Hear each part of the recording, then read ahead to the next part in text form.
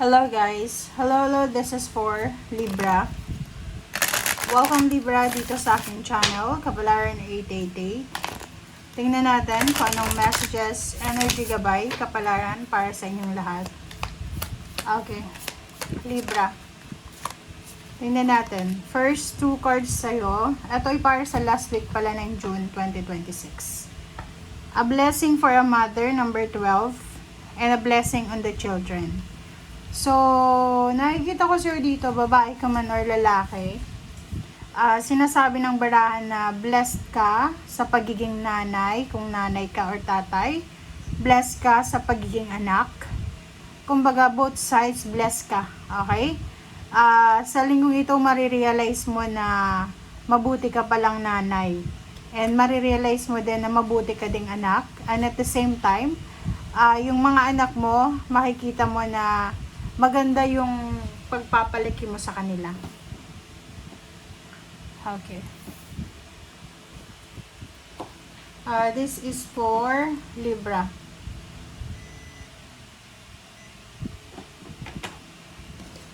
Tingnan natin.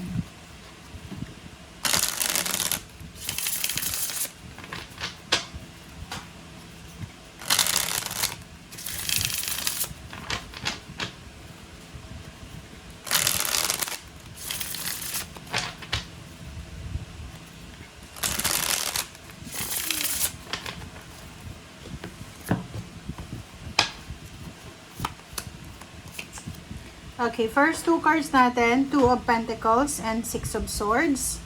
So, nakikita ko sa'yo dito, merong Libra na posibleng hindi ka na masyadong kontento sa kung nasaan ka man sa ngayon, lalo na sa trabaho. Kasi yung Six of Swords na to, parang sinasabi na plus yung Two of Pentacles na gusto mong mag-level up, gusto mong umalis, gusto mong mabago yung takbo ng buhay mo, lalo na sa financial. Nakikita ko sa'yo dito yung plano mong pagta-travel. Gusto mong umalis sa kung nasaan ka man sa ngayon. Gusto mong mabago yung takbo ng financial mo. Gusto mong, kumbaga, matapos na yung mga financial issues, financial problems. Kasi feeling mo, hindi ka malaya sa ngayon, lalo na sa pera. Okay, next is Lovers and the Seven of Swords. Sinasabi ng baraha sa'yo dito, Libra, na mag-iingat ka sa temptation. So, kung may asawa ka na, may karelasyon, may commitment ka na sa iba, mag-iingat ka kasi posibleng may mga tao na magkakagusto sa'yo or pwedeng ikaw yung magkakagusto na which is pwede kang makagawa ng isang desisyon na hindi maganda para sa'yo and sa ibang tao. Dito ay para sa future. Sinasabi ng baraha sa'yo na huwag mong i-underestimate kung ano yung nangyayari sa'yo sa ngayon, Libra. Ano yung ibig sabihin yan? Sinasabi ng baraha na maraming mga magagandang mangyayari sa buhay mo sa mga susunod na araw, buwan na taon. So, ngayon pa lang, ihanda mo na yung sarili mo. Paghandaan mo na siya, huwag kang matatakot. Kumaga, prepare yourself. Harapin mo siya kung ano man yan na mga darating sa'yo. Okay, next is Ace of Pentacles and Seven of Cups. Several choices ito about sa money, source of income, source of finances. Okay? So, sinasabi sa'yo dito, Libra, na ihanda mo yung sarili mo kasi magkakaroon ka ng maraming oportunidad, lalo na sa pagkakakitaan.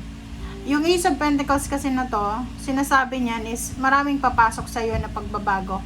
Maraming papasok na offer, financial offer, mga business offer, investment, parang ganon. And Seven of Cups, this is your choices and option. Hindi lang siya isa, kundi marami. Marami ito na posibleng darating na oportunidad para sa'yo.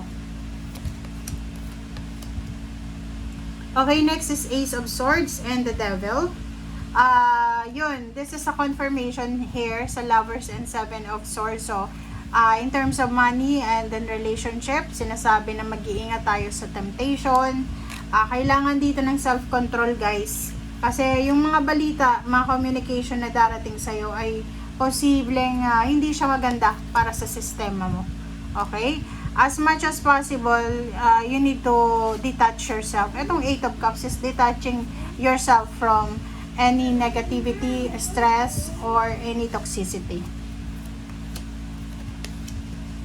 Okay, Ten of Swords and Knight of Swords. So, there's there's an incoming message of finalization, endings, and new beginning. So, may mga like for example, may retirement, may end of contract, may matatapos dito, like mga relationship ng mga anak mo, kung may anak ka, magulang, parang ganun. So, may mga decision making dito na pwedeng magdala ng clearing, endings, and new beginnings.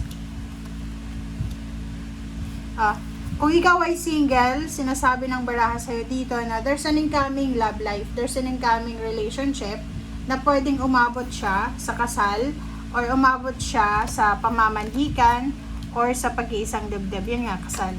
Okay, the Hierophant. Nakikita ko sa'yo dito, maraming tao ang papasok sa buhay mo, Libra, para tulungan ka sa kung ano man ang mga tulong na kailangan mo sa ngayon. Ano yung ibig sabihin yan? Ang ibig sabihin yan, isang encounter ito, isang pagkakataon sa buhay mo na posibleng yung mga taong papasok sa buhay mo, pwedeng kaibigan, pwedeng kakilala lang, and then magiging kumbaga parte sila ng buhay mo, and matutulungan ka nila kung paano ka sa everyday life, kung paano mo labanan yung buhay, and at the same time yung mga pangangailangan mo. Okay? Water sign, Pisces, Scorpio, and Cancer. So, nakikita ko sa'yo dito, Libra, na meron kang direction na tatahakin with the water sign, Pisces, Scorpio, and Cancer. So, maybe this is love life. Maybe this is collaboration in terms of business or trabaho. So, maraming maitutulong sa'yo ang mga water sign, Pisces, Scorpio, and Cancer.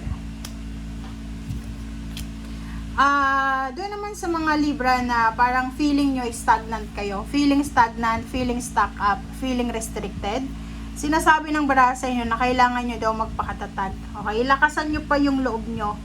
Okay, kasi sinasabi dito ng baraha na matatapos at matatapos din yan, kung ano man yan na restrictions or mga hang-ups na yan na pinagdadaanan mo. Alright? And then, dito sa tower na to, sinasabi ng baraha na huwag kang papadala sa kung ano man na bugso ng damdamin mo. Umiwas sa tukso, third party. Kung may trabaho ka na, huwag kang magre-resign nang wala kang lilipatan na siguradong trabaho. Huwag kang magpapaniwala sa mga sinasabi ng mga tao sa paligid mo hanggat wala kang proof.